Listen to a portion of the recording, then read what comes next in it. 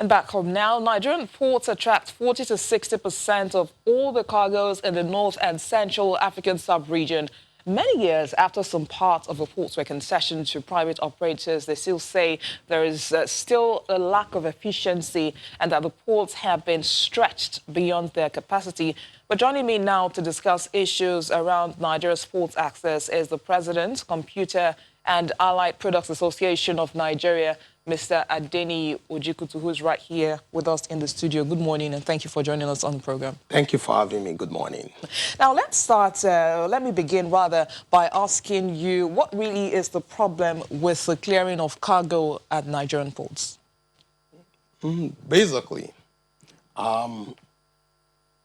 Nigerian port system, clearing cargo system, and all that is it's supposed to be of international standards. And what is the standard? You know that we always say that we have Nigerian standard. But what is the Western African standard? Nigeria is supposed to be the largest economy in Africa, the giant of Africa. And at it, if we are the largest economy, that's the number of transactions that goes around international businesses is the largest in volume. At that, are we not supposed to have at least very close to the so-called international standard of clearing of cargoes and all that? But the problem is that it's not a one straightforward problem. There are, but I'll break them down. But the major is that we do not have anybody that we can hold specifically responsible for performance. And I'm not just saying this based on, cargo clearing alone. I'm saying it on the national economy and Nigeria as a whole. What are the parameters for performance and who is responsible for what? I think the other time we had the MPA, Ajia Adiza, she was saying, okay, our MPA key performance indicators. But to us, the truth is that MPA should have the powers to regulate. They are the regulator, the landlords of the port authority. So they should have all the powers they need. So if are they you don't saying have, that the MPA is not in total control? Whatever it is that they want to, there is no excuse. Is no excuse. Now, they have to work with other agencies, the customs, NAFDAC, SON, Standard Organization, the police, the DSS, and what have you. While they have to do that, those people are coming to their own facility to work with them. Now, the problem in cargo is you can't say clear cut customs alone. There are times that they will tell you that the server is not working. For the fact that the server is not working, you can't go ahead in processing your documents. Now, if that is a challenge, what are the backup solutions? There must be minimum standard in terms of that Nigeria must get to. If it is West African standard we want to use, if it is international standard, we should be able to know that the turnaround time, what is the time that somebody is, saying I want to clear a product or I want to clear a cargo, for instance, on a Monday. Can I get it out in 24 hours? Can I get it out in 48 hours? Can I get it out in 72 hours? So what's the turnaround time at the moment? The turnaround time as we speak is not less than a month. Even when you are done with the customs, you are done with all the agencies, how will you get your truck into the port? These are open facts.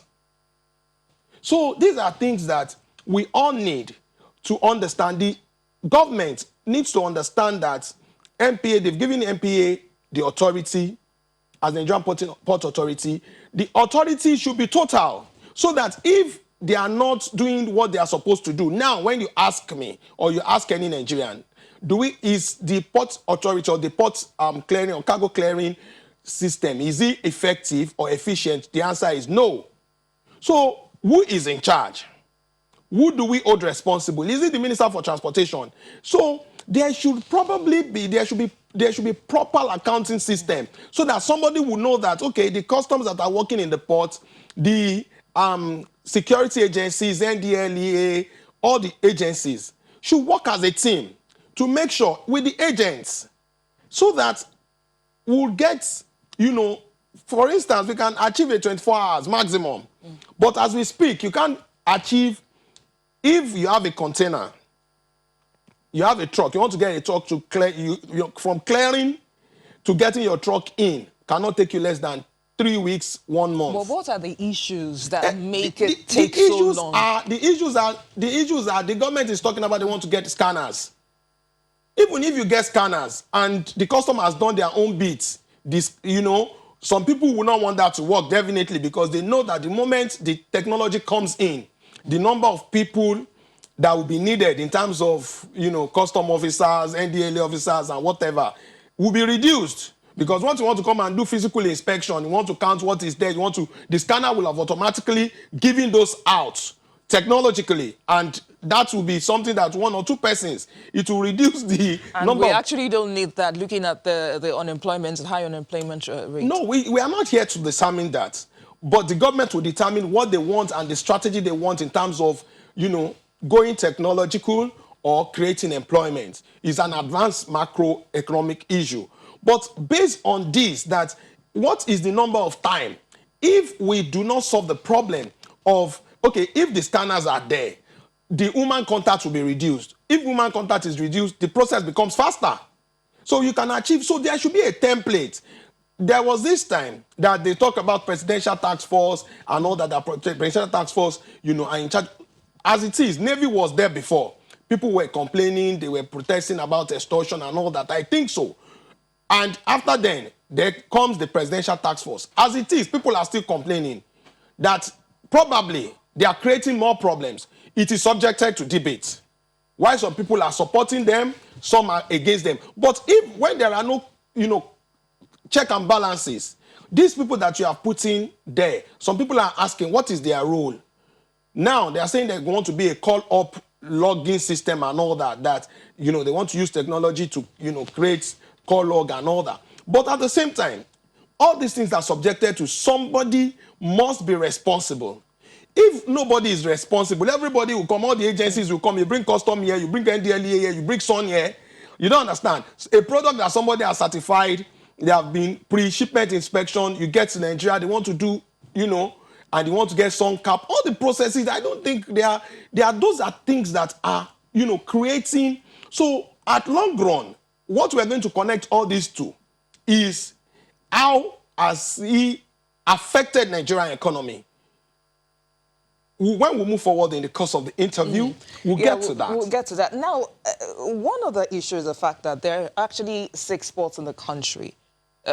We have the Apapa and Tinkan in Lagos, the Onne and Port Harcourt ports in River State, the Warri port, the Calabar port as well. But on many accounts, only the Lagos ports appear to be operating near full capacity. Why has it remained this way for so long? Because, a lot of, ships cannot bat in Onne and those other ports in Calabar because of the the depth of the sea.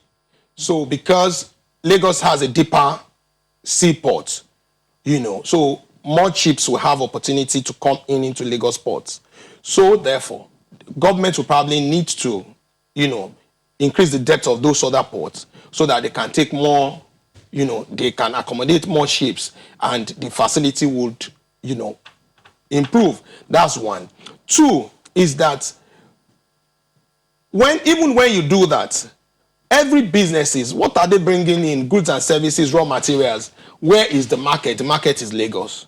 So even if you open ports in all the water, along the water, coast states in Nigeria, it does not, if the market is not there. So would somebody that wants to take a product to any other region in Nigeria for adventure and knows that 50% of those products, he or she will have to sell them in Lagos and maybe at destination, office or location, it is the only 50% that is going to be sold there. So the person rather comes to Lagos, selling Lagos. That's why I look at it that Lagos State government, for the fact that we have the ports, Lagos State has the ports, Lagos State government should try as much as possible to do advanced research on how best that Lagos would, because that port alone is good enough for any state. Though the government is not getting the direct, resources because it's on exclusive list, it's a federal government, institution. That's, I mean, the MPA. But as it is, even the government can look at, every importer prefers Lagos because the market is in Lagos. So how can the government expand the economy? These are research for the governments to do. Even Ogun can tap from it in terms of industrialization, materials, and finished products as well, as it were. So therefore, everybody, majority of the importers and business owners in Nigeria will still prefer Lagos because of that market. Market size, facilities. There are a lot of warehouses that are already established. People have already established their distribution network in Lagos. So that is the advantage, and that would come, you will not give credence to decision. It will give credence to the decision of the business person that, okay, why do I have to go to extreme north or down south or any other, region when I know that I'll still, when I take my products there, I will only sell 50%. I'll still be looking for how to get the 50% back to Lagos where the market is. All right. Now, you talked about distribution. Now, let's hinge on that now. Looking at transporting these goods, what is that process like? I can see you are smiling. What is that process like? Can we have a description of what it's like?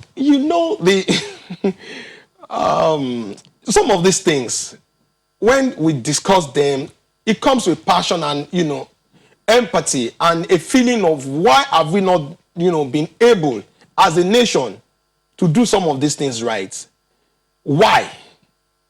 Now, let's appreciate this government that they have a better direction compared to the governments of yesterday. About I would score them low, but I will still score them higher than the previous government. Because up to today, do you know that in Guinness in Ikeja, in a lot of factories, a lot of companies across Nigeria, they have rail lines, yesteryears. They have rail lines from the ports in Apapa, Ebutemeta, and Atitwe. It will get, when it gets to maybe Okene, or it gets to Ilaro, or it gets to Ibadan, or it gets to Ofa, or it gets to Ilorin, or it gets to Lokoja, it gets to any capital city, or it gets to Kano. They have rail lines taking cargoes to most of those big companies that are heavy importers. I mean 40, 50 years ago. So why are we not there today? Guinness in Ikeja has a rail that gets to their factory.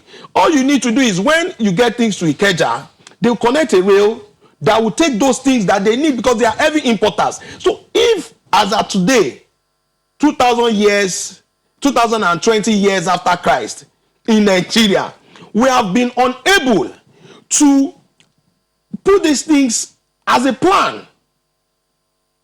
This government has spent how many years? We can see what they are doing in terms of rail. We score them higher, but we are not here. It's not yet to Uru. We are not yet at the destination. They should do times 10 of what they are doing. They should do times 10 of what they are doing, because by the time you get a rail line to a particular station, people that are heavy importers, companies like Dangote, like Honeywell, if they have their factory anywhere and they know they are heavy importers, the government will support them, facilitate rail lines, so that the cargoes things will not be moving on the road. You need to travel on Nigerian roads to be able to see what we're saying. Those trucks that we are saying, somebody now said something that, okay, some of these trucks will not get jobs. It is a lie. They would rather go into the farms to bring products to warehouses. It will be more frequent into those warehouses that they will be put in rails, transport. The rail lines will do the heavy carriages. But if we do not master or solve this problem of rail lines, Apapa, Tinkan, all the terminals that are concessioned already will have rail lines connecting them. And when this is done, you will see that the congestion issue, the major challenge one of the major challenges in the port is basically how do thousands of trailers, trucks, moves into the port. So you now say you will be marveled when you know what it cost as a Friday to get a truck to load a So container. can you let us in into what it costs actually? The cost is, if you want to get a truck into Apapa as a Friday, I'm not saying today because today is still early, as a Friday 2-3 days ago, it will cost you less than 800,000 naira to 1 million naira. You want to talk to a truck that, okay, please take I want to get a container in, oh yeah, take my container and, you know, after all the cleaning has been done. Why are the fees so high? This is something that was just in the last 1 month, 2 months, that was just about 80,000 to 100,000 to give a truck. So but what because there is the price? congestion, because there is congestion in the ports, what has happened?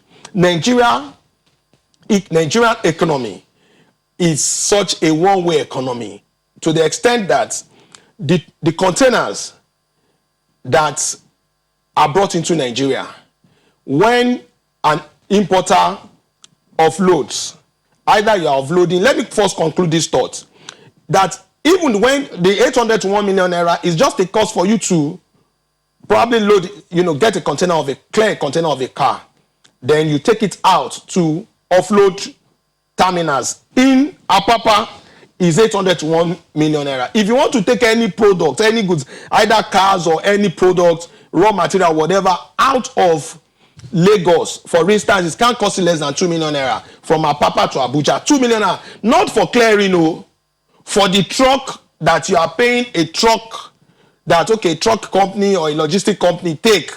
This is, I want you to take this container from here, because it will take them like 2-3 weeks to even get into the port. So these are things that are not acceptable, and the authorities should look, as we're speaking, as we're talking about it, they should go and do their investigation. Why has it been like that? Because everybody, there is congestion. The containers, the reason why it has been like that, or why there is congestion is this, that the containers that are brought into Nigeria, the containers that are brought into Nigeria with goods, cars, products, you know, when it gets to Nigeria, you take it out, they will say you should pay, shipping companies will say pay 200,000 naira. Wow.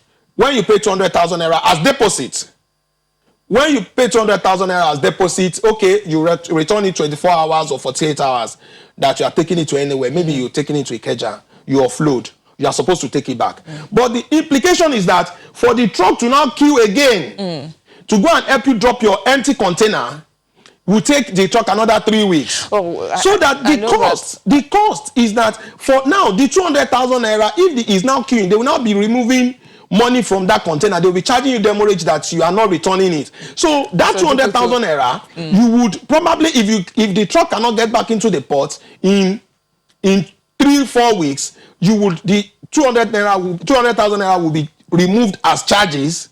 You will now be owing.